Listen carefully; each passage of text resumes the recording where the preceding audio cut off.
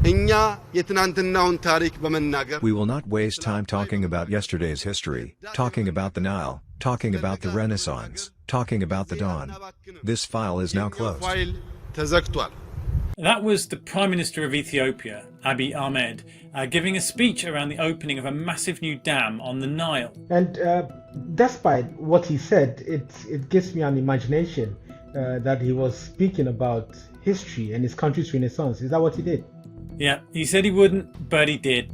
And Prime Ministers really miss the opportunity to speak about history because they want themselves to have a place in it, I suppose. But we're getting ahead of ourselves. Welcome everyone to World Reframed.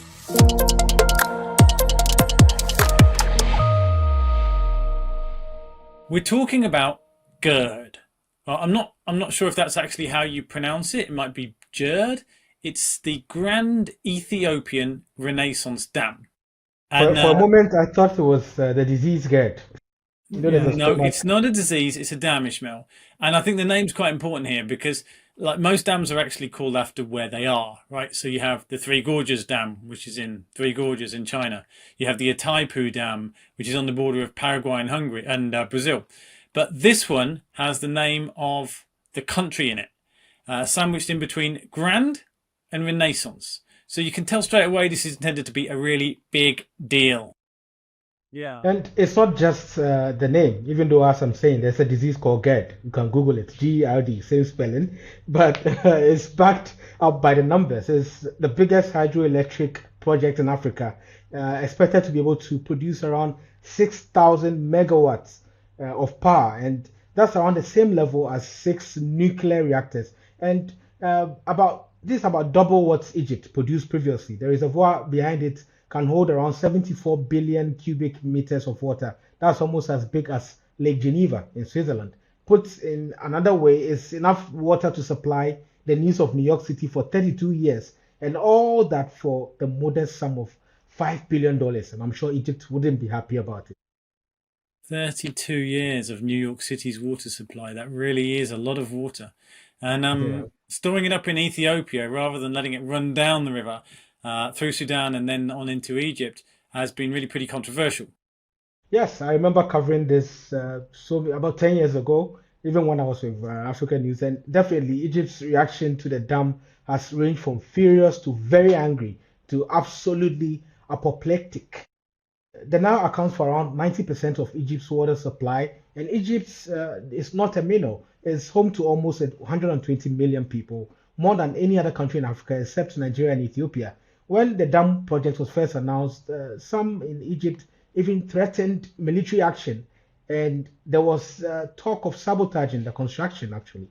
That's extraordinary, isn't it? But back then, the idea of sort of commandos with explosives on their back, hiking into another country to blow up infrastructure, that would have seemed like something out of a fiction novel, right? Something out of one of these, Lee Child books. But in light of what happened on the Nord Stream pipeline, which really did get blown up, it doesn't seem quite so far-fetched. And you can only imagine what kind of crisis that would have caused with two of Africa's biggest nations, facing off against each other, potentially in an armed conflict. Yeah, and the relationship thawed in 2014, and the various parties, especially even including Sudan, is also heavily involved, although not quite as angry as Egypt. Sudan has its own problems that it's dealing with, but they came to an agreement, agreeing to cooperate on water use. Egypt still wasn't exactly happy, even up till now.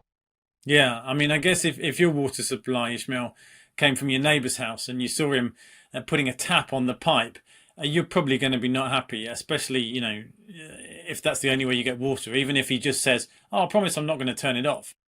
Yeah, indeed. And I would have gone to the water company and get it fixed. However, Egypt sought mediation from the US and the World Bank and even the UN Security Council. Ultimately, Ethiopia stood its ground and said, basically, our country, our water. And it continued building the dam and filling the reservoir. Egypt made some more threats, tried to get Sudan on board, and is still talking about the dam as a threat to its national security. And while both sides say they want a solution, there doesn't seem any immediate prospect of that happening because Ethiopia would have to agree to give up at least some control over how it could use the dam. Yeah, I think that's really important, and it goes back to the name, right? Having Ethiopian Dam in the name, it's all about sovereignty, and it's seen as part, again, going back to the name, of the Renaissance of the country, and the government's so confident in the transformation that it's going to deliver. It's even banned the import of petrol vehicles so it can switch to electric cars, which are powered by green Ethiopian energy. And the other countries around are pretty excited too, because, as you know, electricity is such a precious commodity. I mean, it's invaluable in Africa, and there's just not enough of it. Most of the 660 million people in the world without access to electricity live in Africa. I think like around 90% of them are in sub-Saharan Africa. But there's also hundreds of millions more who have unstable and unreliable supplies. They can't guarantee they're going to have it from one moment to the next. So Kenya and some of the other neighbouring countries to Ethiopia are really eager to get up their imports now that the dam is up and generating power.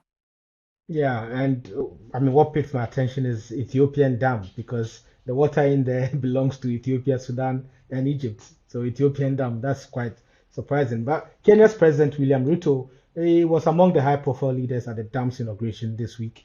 He praised it as an African initiative, a less expected presence was Prime Minister of Barbados, but the message there was that this is not only an African success, but something developing nations around the world can aspire to. If you are not Egypt, then the dam looks like a win-win, improving the lives of citizens in a climate-friendly and economy-boosting manner.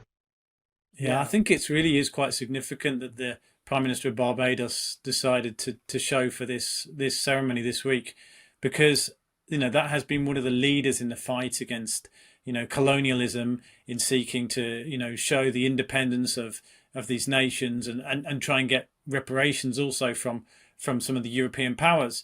And I think the dam is symbolic itself of an anti-colonial message. Ethiopia, of course, as everybody knows, prides itself on being one of the only African nations that was never colonized. And the Prime Minister Ahmed, he didn't miss the opportunity to press that point when he gave his speech. Ethiopia's prosperity is sure to be real. Ethiopia will once more show its strength to the black people like that of the Adwa battle. This is our second Adwa victory.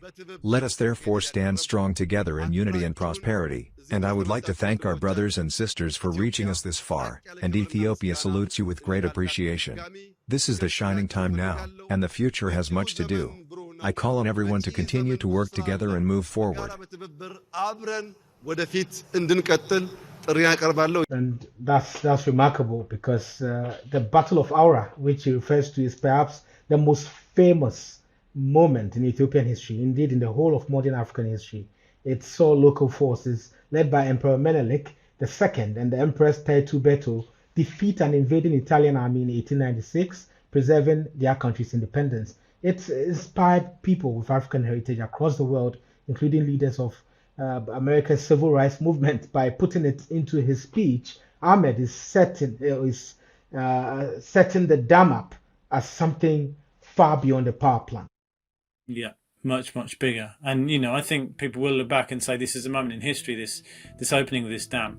But perhaps it's not the end of the story, because these issues aren't resolved, right? And any problems that Egypt has with its water supply, perhaps regardless of whether they're due to the dam, and with climate change, who knows what can happen, that's bound to lead to domestic pressure, and that's going to put pressure on the Egyptian leaders to reopen the issue, and who knows what can happen. So this is certainly a story which hasn't finished, but it's definitely a story which has large implications. Until next week, please keep up to date on globalsouthworld.com, and goodbye for now.